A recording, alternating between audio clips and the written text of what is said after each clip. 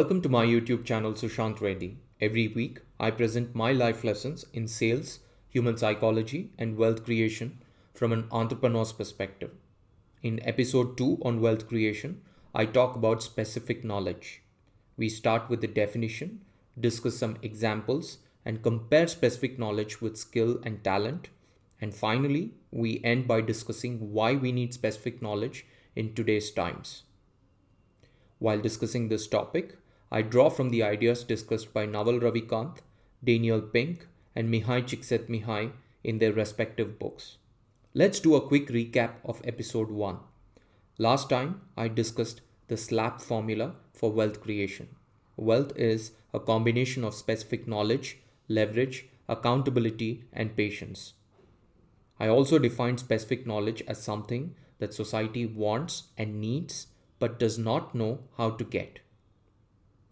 Let's start this episode by looking at some examples of specific knowledge. In our daily lives, we come across people who possess the ability to convince the world of their vision, ideas, products, and services. They have optimism, resilience, domain knowledge, and a clarity of purpose. Ability to sell is one of the most important forms of specific knowledge that each one of us should develop. Then we have people who thrive on analyzing diverse data sets and can see patterns that others cannot. A lot of economists and successful investors fall in this category. The guy in this picture is one of my favorite economists, Nassim Taleb, who's famous for his books Black Swan and Anti-Fragile. You'll also find people who are obsessed about something and can spend long hours doing that something. Travel, fashion, food bloggers, gamers fall in this category. This girl is Megan Nicole, a Texas-based internet music sensation with over 4 million YouTube followers. We'll also find those who identify and automate complex human problems using computer code and algorithms. Tech entrepreneurs fall in this category. Practically every billionaire in the last 20 years has used this form of specific knowledge, and this category will continue to rule for the next 20 years. Now, it's easy to confuse specific knowledge with skill or talent. I want to highlight here that specific knowledge is not the same as having skill or talent. Let's understand this better with an example.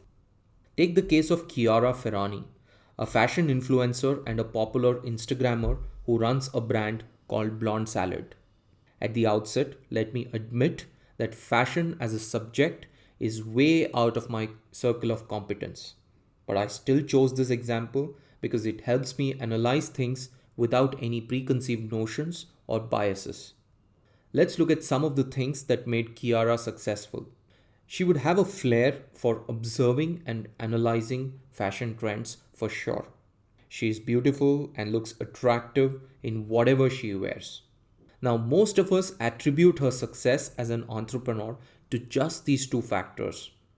But there are other equally important factors at play. One, she must be good with Photoshop to edit and enhance the photos. She thinks, plans, and creates content that engages her followers. She connects with like-minded fashion bloggers and constantly builds her network. She convinces fashion brands on why they should work with her. She spends money on travel, photography, clothes, jewelry, etc. And she has posted regular content for long periods of time. If you go back to her wall, you will notice that she has made 14,103 posts till date. Now, if I assume that she was active on Instagram for the past 10 years, that comes to an incredible 4 posts a day for the past decade. Now, that's an achievement in itself. In the list of factors that made her successful, only the first 2 relate to her natural skill or talent. The remaining 4 relate more to her mindset. And the last 2 factors relate to her discipline and persistence. Next, I want to talk about a contrasting example. Meet a 106-year-old lady in a village in South India. Her name is Mastanamma. Until 5 years back, she was known in her village as a grandma who's an amazing cook. And then something changed forever. 2 guys, Srinath Reddy and Lakshman K entered into the life of Mastanamma. They noticed her cooking skills and put her on the internet via a YouTube channel called Country Foods. Notice the number of subscribers and views for her cooking videos. Now, if you look at Srinath and Lakshman and ask a question, did they have the primary skill needed to start a cooking channel? The answer is no. Did they have specific knowledge to start a cooking channel? The answer is yes. So, specific knowledge is a combination of skill, mindset, and persistence. I would go so far as to say that mindset and persistence are significantly more important than skill when accumulating specific knowledge. Skill is usually overrated. You can borrow skill from someone, but you cannot borrow a mindset or persistence from someone. That takes us to the last point. Why is specific knowledge important in the world we live in? To understand this, we need to look a little bit into history. IC engines or internal combustion engines used in automobiles transformed how people travel and connect with each other. The first IC engine came at around 1860, and it was not until 1970 that IC engines started impacting lives at a massive scale. It took over 100 years for people to move from horsebacks to bikes and cars. Next, let's look at semiconductors. The first transistor was invented in Bell Laboratories in 1947. By 2000, integrated circuits were commonly used in calculators, computers, audio systems, video games, etc. That's 50 years of technology evolution. Then we come to personal computers. The first commercial personal computer came in 1977. By 2005, most households in industrialized nations had a computer that revolutionized the way they were managing and storing information. Now that's 25 years of evolution. If you plot time on the x-axis and impact of technology on the y-axis, impact here means the improvement in our lives because of technology. We draw two lines, an orange line that signifies early origins of technology. This means that just a small section of society has started seeing the benefits of using a particular technology. A blue line shows that technology has matured to a point where it has improved lives of a vast majority of society.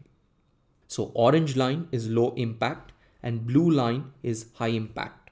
We can see that newer technologies such as internet, mobile, cloud computing are reaching maturity faster than ever before.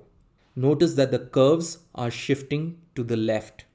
That means that they are moving from early stage to maturity in a much shorter time frame. Now, if you plot the change in society versus time, you will notice that technology is having a compound effect on society. Newer technologies such as cloud, e-commerce, gig economy are riding on the foundations created by older technologies such as internet to create bigger change over a shorter time frame. We'll talk more about compounding when we discuss the power law in future episodes. In my view, this trend will continue for the next 20 years at least. Internet of Things, blockchain, autonomous vehicles, clean energy are going to bring vast changes in society over a relatively short period of time. If you go back to high school math, you will recollect that the slope of a tangent drawn to the curve represents the rate of change of that curve. So the rate of change in society over a 10-year period from 1990 to 2000 is much smaller than the corresponding rate from 2010 to 20. It is easy to predict that the rate of change from 2020 to 30 will be way bigger than the decade that has just gone by. If rate of change in society is above a particular threshold, we call it a disruption.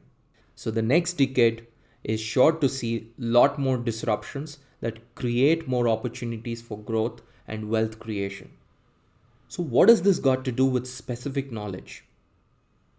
If you look at this curve, you can clearly mark three periods. The first one lasts from 1850 to the dawn of this century. This was the industrial economy where we built huge factories, dams, drilling and mining equipment, and so on. This needed a lot of trained workforce who could do standardized and repetitive jobs. In the last 20 years, we saw the knowledge economy that exchanged incredible amount of free and instant information via the internet. People with higher levels of creativity thrived in this economy. Starting 2020, we have now entered into an automation economy where bots will kill all kinds of standardization and repetition, and only people who exhibit extreme levels of creativity and cross-functional thinking will thrive in this economy. We'll discuss more about this in our next episode on how to build specific knowledge.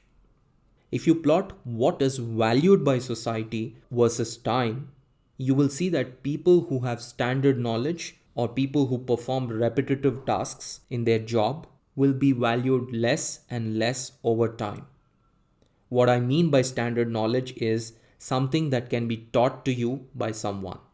In contrast, people who demonstrate creativity and cross-functional knowledge will be valued more and more over time. This is knowledge that is learnt but not taught. As time progresses, the gap between these two curves will only increase, and the only way to bridge this gap is by accumulating specific knowledge. Winners in the automation economy from a wealth creation standpoint are those who have the ability to accumulate high levels of specific knowledge. To summarize, we discussed the following concepts in this episode. Specific knowledge is what society wants but doesn't know how to get. Common examples of specific knowledge include selling, coding, and obsession about something. Specific knowledge is more than skill or talent. It is a combination of skill, mindset, and persistence. In the 21st century, what you learn is 1,000,000 times more valuable than what you're taught. Thanks for watching. For weekly videos, you can subscribe to my channel or to my newsletter on sushantreddy.com.